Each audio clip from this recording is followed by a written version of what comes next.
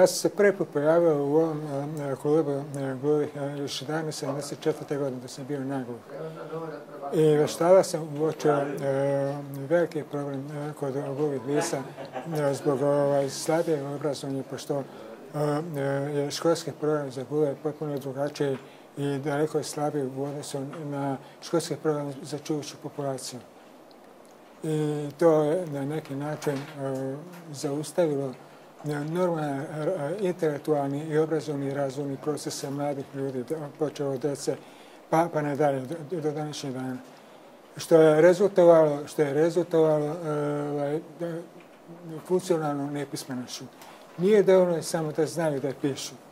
Moraju da vladaju savršeno normalnom gramatikom, književnim izražavanjem i tako dalje, da bi mogli normalno da se obrazuju i studiraju i tako dalje. Bez tog znanja o osnovi gramatike i književnog izražavanja nisu mogućnosti da studiraju.